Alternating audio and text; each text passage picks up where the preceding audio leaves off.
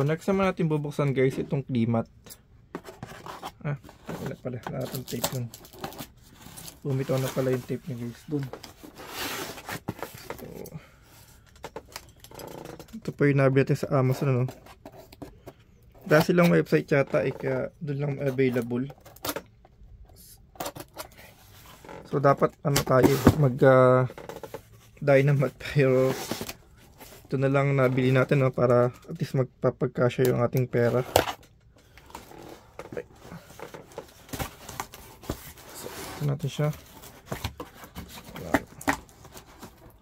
Sana bakit naka-cover?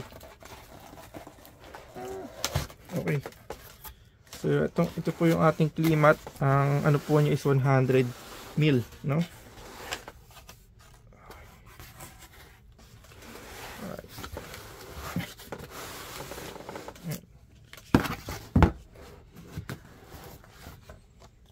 So ito siya, no. Australia ba to, no? Saka Italy. Ito po kanyang installation, no? O France. External noise, interior panel squeak, clear sound quality, no. Ito talaga habol natin guys eh.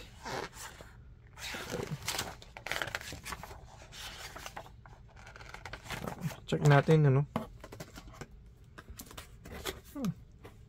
Wala. Meron siyang ano dito na sa box siguro, no. O ano. Galing nga kasi parang bagong cut lang to, no. Parang bagong photo lang, no. So yun guys, medyo bumuka na siya. Kitang-kita agad yung bit, yung pinaka palaman niya, no. Bakit ba siya tinawag na sound deadener, no. Ayan, no. Ito na siya. Ayan. So ito guys, medyo na to eh. Tama ba kasi yung nauna it's ano siya 120 ml, ito po is 100 lang. Tama ba? 100 siya, no? Yeah, 100 po is 25 square feet din po siya. And then yung ano po, yung ating side is 30 feet. Ito naman po is 25. Ayan. Klimat extra, no? So yun po yung pinakanipis niya, no? Mas manipis po ito, nasa 100 lang. Ayan. Kasi ito po paper lang siya, no? Ayan. Yun nga lang guys, nag-leak na yung sa gilid niya to. Parang bagong putol lang talaga siya halos. Ayan. So ito po yung ating klimat na sound deadener. Ayan.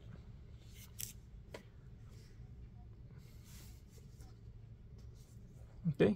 So di ko na po bibilangin kasi medyo na dito eh. Mabibilang ba natin dito to? Hindi mabibilang naman. Okay. 2 3 4 5 6 7 8 9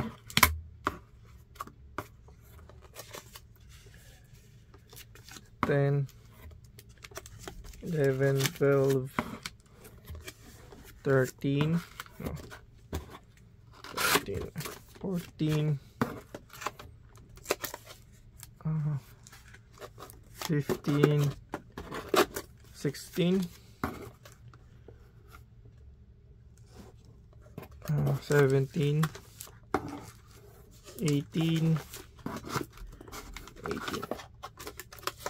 19 20, no? 21 22 23 24 pieces po siya, no? Pares naman din pala ng dami, no? 24 pieces din po siya. Okay. Okay, so 24 pieces po siya, no? Yun ang sabi ko, nagtikit talaga siya. Para talaga siyang bagong cut lang, bagong puto sa factory. Okay, so ito yung klimat na sound deadener, and then bigyan ko ng video ng comparison po naman niya.